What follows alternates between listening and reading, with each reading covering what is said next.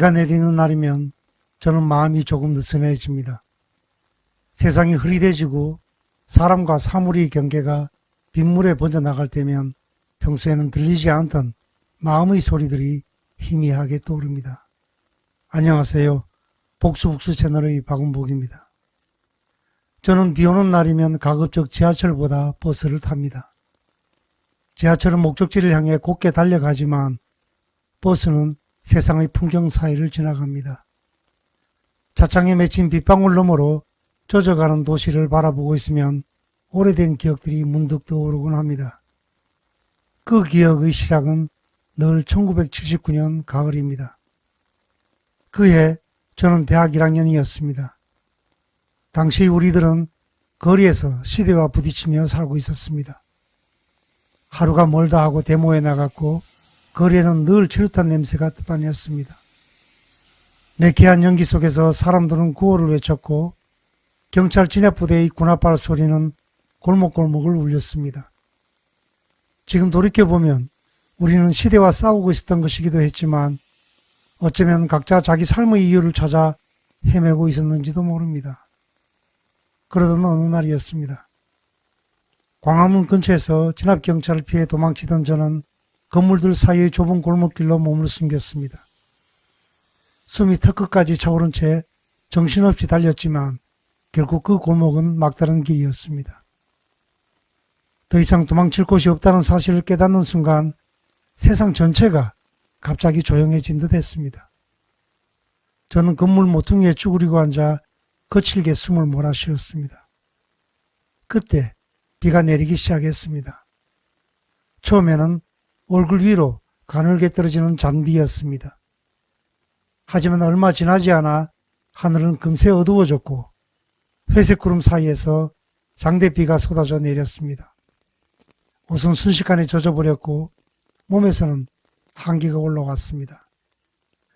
막다른 골목에 갇힌 19살 청년에게 세상은 너무 넓고 또 너무 막막했습니다. 그때 큰 도로 쪽으로 버스 한 대가 지나가는 것이 보였습니다. 제가 하수 가던 동네로 가는 시내버스였습니다. 신기하게도 비가 거세지자 거리 함성도 조금씩 사라지고 있었습니다. 흩어진 시위대들처럼 경찰 진압부대의 모습도 더 이상 보이지 않았습니다. 저는 조심스럽게 골목 밖으로 걸어 나왔습니다. 젖은 머리카락을 손으로 쓸어 넘기고 아무 일도 없었던 사람처럼 태연한 표정을 지은 채 정류장으로 향했습니다. 버스 안에는 사람이 많지 않았습니다. 대낮의 비 오는 날 특유의 적막이 차 안에 내려앉아 있었습니다. 저는 창가 자리에 앉았습니다. 그리고 무심코 차창에 비친 제 얼굴을 바라보았습니다. 젖은 머리카락, 축 처진 어깨, 두려움과 피로가 뒤섞인 19살의 얼굴이었습니다. 그 순간 눈시울이 뜨거워졌습니다. 왜 그랬는지는 지금도 정확히 설명할 수 없습니다. 누군가에게 맞아서도 아니었고 특별히 절망적인 일을 겪어서도 아니었습니다. 그런데도 저는 말없이 눈물을 흘리고 있었습니다. 차창 위로 흐르는 빗물과 제 눈물이 묘하게 겹쳐 보였습니다. 아마도 그날의 저는 세상이 슬펐고 서러웠던 것 같습니다. 버스는 종로를 지나 동대문 쪽으로 향하고 있었습니다.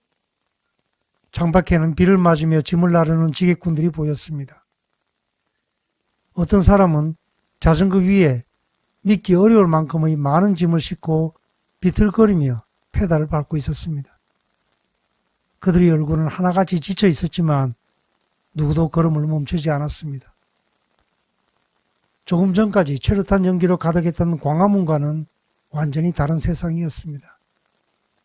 한쪽에서는 시대를 바꾸겠다는 외침이 울려 퍼지고 있었고 다른 한쪽에서는 오늘 하루를 살아내기 위해 사람들이 무거운 짐을 지고 있었습니다. 그날 저는 처음으로 깨달았던 것 같습니다.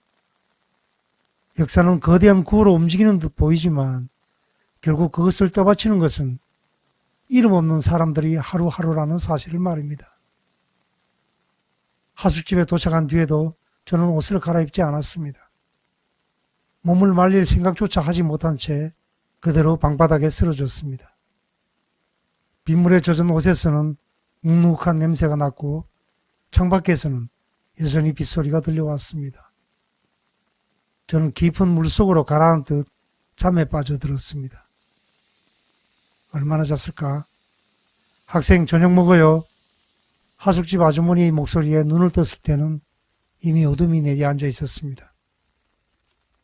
그 목소리는 그날의 빗소리보다 더 따뜻하게 마음에 남았습니다. 돌이켜보면 인간은 거창한 사상이나 신념만으로 살아가는 존재가 아닌지도 모릅니다. 누군가의 밥 한 끼, 젖은 청춘을 불러주는 한마디, 그런 사소한 온기들이 사람을 다시 삶 속으로 돌아오게 만듭니다. 그날 이후 비가 오는 날이면 저는 버스를 타게 되었습니다. 그리고 차창으로 흘러내리는 빗물 너머로 세상을 바라봅니다.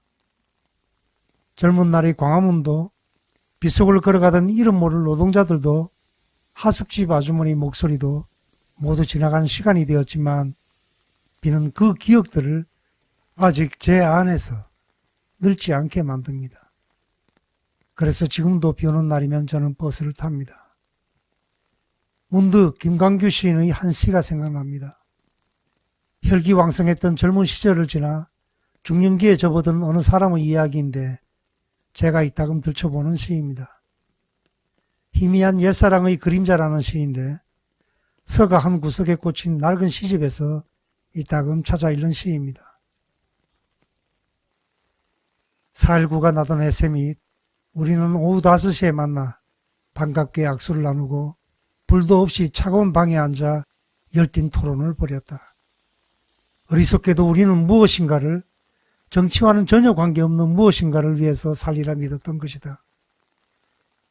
결론 없는 모임을 끝낸 밤 회화동 로터리에서 대포를 마시며 사랑과 아르바이트와 병력 문제 때문에 우리는 때묻지 않은 고민을 했고 아무도 귀 기울이지 않는 노래를, 누구도 흉내낼 수 없는 노래를 저마다 목청껏 불렀다. 돈을 받지 않고 부르는 노래는 겨울밤 하늘로 올라가 별똥별이 되어 떨어졌다. 그로부터 18년, 오랜만에 우리는 모두 무엇인가가 되어 혁명이 두려운 기성세대가 되어 넥타이를 메고 다시 모였다. 회비를 10,000원씩 걷고 처자식들의 안부를 나누고 월급이 얼마인가 서로 물었다. 치솟는 물가를 걱정하며 즐겁게 세상을 개탄하고 익숙하게 목소리를 낮추어 떠도는 이야기를 주고받았다. 모두가 살기 위해 살고 있었다. 아무도 이젠 노래를 부르지 않았다. 적잖은 술과 비싼 안주를 남긴 채 우리는 달라진 전화번호를 줬고 헤어졌다. 며칠서는 포크를 하러 갔고 며칠서는 춤을 추러 갔고 며칠서는 허전하게 동숭동길을 걸었다. 돌돌 마른 달력을 소중하게 옆에 끼고 오랜 방황 끝에 되돌아온 곳, 우리의 옛사랑이 피어린 곳에 낯선 건물들 수상하게 들어섰고 플라타누스 가로수들은 여전히 제자리에 서서 아직도 남아있는 몇 개의 마른 잎 흔들며 우리의 고개를 들고 겠다. 부끄럽지 않은가? 부끄럽지 않은가? 바람의 속삭임 귓전으로 흘리며 우리는 짐짓 중년기의 건강을 이야기했고 또 한 발짝 깊숙이 늪으로 발을 옮겼다. 고개를 떨구게 만드는 이 시의 마지막 구절을 읊조리며 저는 다시 창밖의 빗방울을 바라봅니다. 세상은 예전보다 훨씬 빨라졌지만 비 오는 날 버스 안에 앉아 있으면 시간은 아직 천천히 흐르는 것처럼 느껴집니다. 그리고 그 느린 시간 속에서 저는 가끔 생각합니다. 인생이란 결국 어딘가에 도착하는 일이 아니라 흔들리는 창밖 풍경을 바라보며 지나가는 시간을 견디는 일에 더 가까운 것은 아닐까 하고. 감사합니다. 오늘은 여기서 마치겠습니다.